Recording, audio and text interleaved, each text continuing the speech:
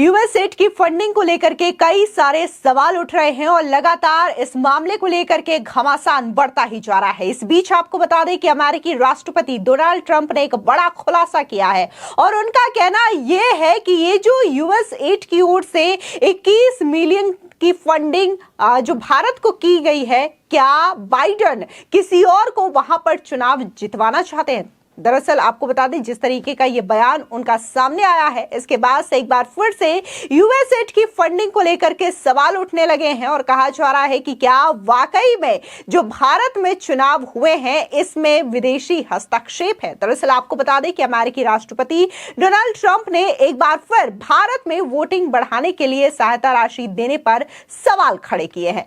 Trump ने कहा कि तत्कालीन बाइडेन सरकार गलत कदम उठा रही थी और उसकी मंशा भी कुछ और लग रही थी। अमेरिकी राष्ट्रपति ट्रंप ने आगे यह भी कहा कि बाइडेन द्वारा भारत को वोटिंग बढ़ाने के लिए 21 मिलियन डॉलर देना एक सवाल खड़ा करता है कि क्या वो किसी और को वहां से चुनाव जितवाने की कोशिश कर रहे थे। दरअसल आपको बता दें कि गुरुवार को मियामी में एक प्रेस कॉन्फ्रेंस के दौरान ट्रंप ने ये तमाम चीजें कही और कहा कि हमें भारत में वोटिंग बढ़ाने पर 21 मिलियन डॉलर खर्च करने की क्या जरूरत है।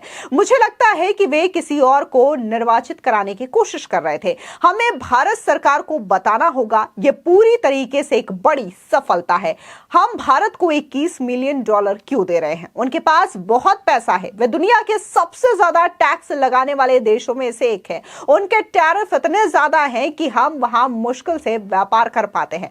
साथ ही ट्रंप ने आगे यह भी कहा कि मैं प्रधानमंत्री नरेंद्र मोदी का बहुत सम्मान करता हूं, लेकिन वोटर टर्नआउट के लिए 21 मिलियन डॉलर देना सही नहीं है। दरअसल आपको बता दें कि एलन मस्क की अगुवाई वाले अमेरिकी विभाग डॉज ने पिछले हफ्ते उन क्षेत्रों की एक लिस्ट जारी की थी जहां से अमेरिकी सहायता वापस लेने का फैसला किया गया है। इनमें से एक भारत में वोटर टर्नआउट के लिए 21 मिलियन डॉलर भी शामिल था। इससे देश में बीजेपी और कांग्रेस के बीच राजनीतिक घमासान मच गया है। बीजेपी ने इस मामले की जांच की मांग की है, तो वहीं पूर्व मुख्य चुनाव आयुक्त एस.वाई. कुरैशी ने स्पष्ट किया है कि चुनाव आयोग का यूएसएड के साथ एक समझौता था, लेकिन इसमें कोई वित्तीय सहायता शामिल नहीं थी। आपको बता दें, वहीं दूसरी ओर बीजेपी के सांसद और एडवोकेट महेश जेठमलानी ने इसे भारतीय चुनावों में विदेशी दखल बताया है। उन्होंने कहा कि डॉज ने पता लगाया है कि यूएसएड ने भारत में वोटर टर्नआउट के लिए 21 मिलियन डॉलर आवंटित किए थे। ये मतदाताओं को वोट देने के लिए भुगतान करने और सत्ता परिवर्तन को प्रभावित करने का एक छोटा क्षण नाम था। वीणा रेड्डी को 2021 में यूएसएड के भारतीय मिशन के एक प्रमुख रूप में भारत भेजा गया था। जांच एजेंसियां उनसे ये पूछ सकती थी कि ये पैसा किससे दिया गया था। वो लोकसभा चुनाव 2024 के बाद अमेरिका लौट गई। संभवतः उनका वोटर टर्नआउट मिशन पूरा हो गया था। ये दुखद है। दरअसल आपको बता दें कि जहां महेश जेठमलानी ने सोशल मीडिया पर ट्वीट करके ये तमाम बातें कही, तो इसी के साथ ही उन्होंने बयान भी दिया है। क्या कुछ उन्होंने यूएसएड फंडिंग को लेकर के कहा है, वोटर टर्नआउट को लेकर कहा, सुनिए उनका ये बयान। Well, look, everybody suspects that foreign agencies use India as their playground to promote their interests. There are lobbyists, there are lobbies, and they want to influence the outcome. Sometimes, on issues of corporates, they want to get business interests in India. They want to get a piece of the economic pie. But when you are trying to influence the democratic process, you are interfering with India's democracy. And that is a serious threat. You can't try and influence regime change. You don't live with the government, right? You can make India your playground, and our intelligence agencies are capable of handling those. And they should be able to do it and keep them at bay. But occasionally a foreign interest, and particularly a powerful country like America, which has a lot of money at its disposal and has many organizations such as USAID, they slip through the radar, right? So even if they slip through the radar, they can only influence outcomes in this country if they have agents and stooges who take that money to further promote their interests. So the idea of the investigating agencies must be now to find out the dispersal route of this 22 million that USAID has just revealed, and it has suspended. Whether it's already distributed, whether it's not distributed, because this was I take it this was under the Biden regime, and the Trump regime has now suspended it. So what happened to that 22 million? It was allocated. So now where is it? What is the? You have to find the money trail. Show me the money. That's what we need to do. You have also taken some. You see, I mean, basically the way US aid functions is they have a mission head. That mission head was Ms. Reddy, right? Meena Reddy came here, she came in 2021 and she left in 2024.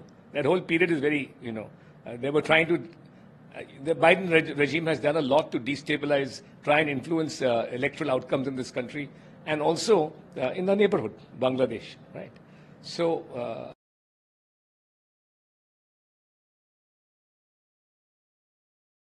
has admitted that the head of the mission works in tandem with the UN ambassador, US ambassador, who is Eric Garcetti at the moment.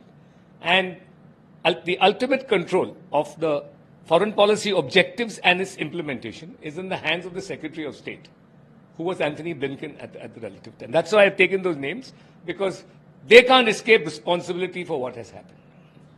Sir, the advisor to the Prime Minister Modi called the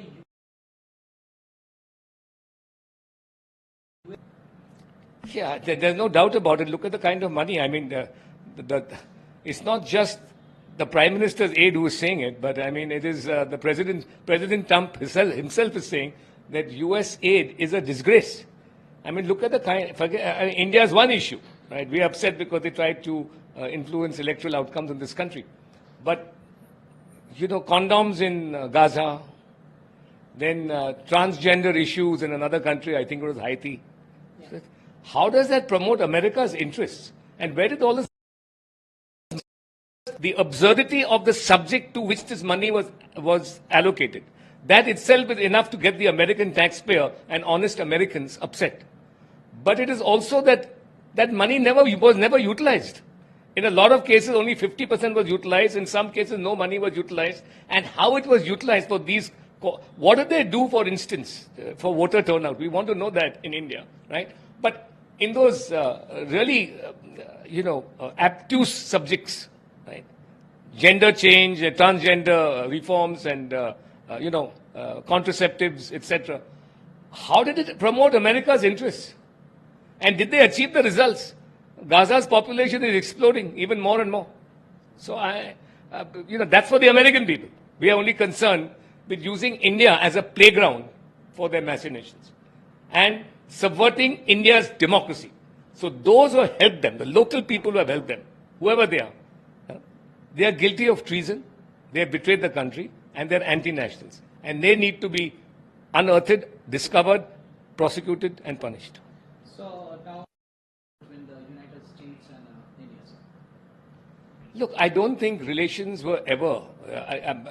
the worst period in Indo-US relations was the Nixon regime, right? When Bangladesh was created. That was the worst time.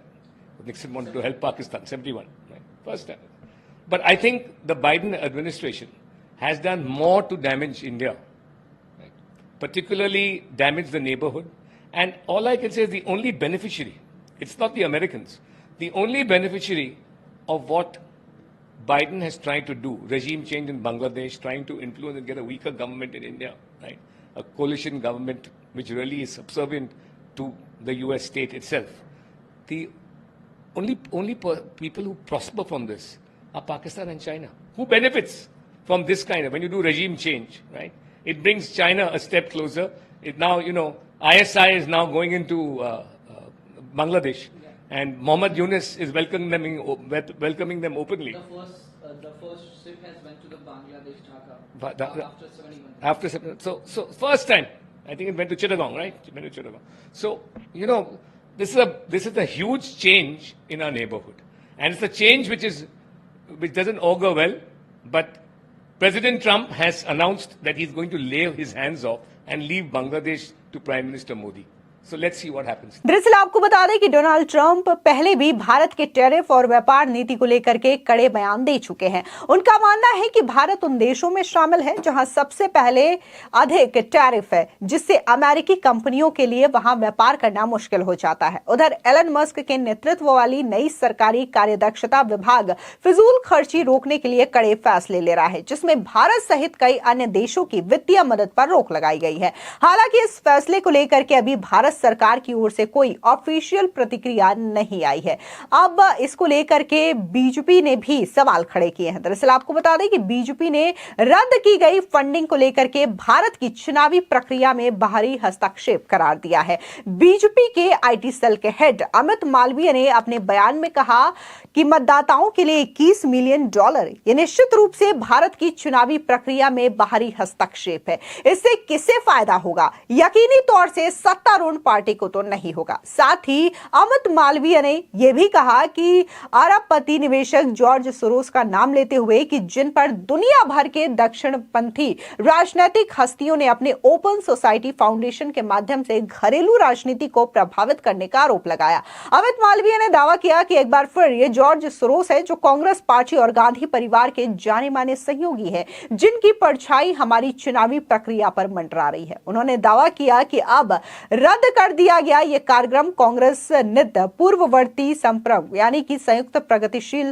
गठबंधन सरकार की ओर से इशारा करता है, जिसने भारत के हितों के खिलाफ काम करने वाले ताकतों को भारतीय संस्थानों में घुसपैठ करने में कथित तौर पर मदद की थी। जाहिर तौर पर जिस तरीके से यूएस सेट की फंडिंग को लेकर के सवाल खड़े हो रहे हैं और जैसे ही राष्ट्रपति डोनाल्ड ट्रंप ने शपथ ग्रहण किया और जो एलन मस्क के नेतृत्व वाली डॉज बनाई गई है, इसने पूरी तरीके से जो टैक्स को लेकर के इधर उधर फिजूल खर्ची की जाती है, इस पर एक्शन लेते हुए तमाम कार्रवाई की है, जिसके बाद यह खुलासा होता है कि कैसे यूएसएड $21 मिलियन भारत में उन्होंने निवेश किया था ताकि भारत के चुनावी प्रक्रिया को प्रभावित किया जा सके। अब खुद राष्ट्रपति डोनाल्ड ट्रंप ने यह माना है कि $21 मिलियन भारत को दिया जाना आखिर ये क्या दर्शाता है? क्या बाइडेन किसी और को वहां पर चुनाव जितवाना चाहते थे? खैर, लोकसभा के चुनाव में कई सारी चीजों को लेकर के आरोप लगे थे और इसके बाद जो नतीजे थे वो भी काफी ज्यादा अलग देखने को मिले थे, जिसके बाद विपक्ष पर कई गंभीर सवाल उठे थे कि क्या वाकई में विपक्ष जो है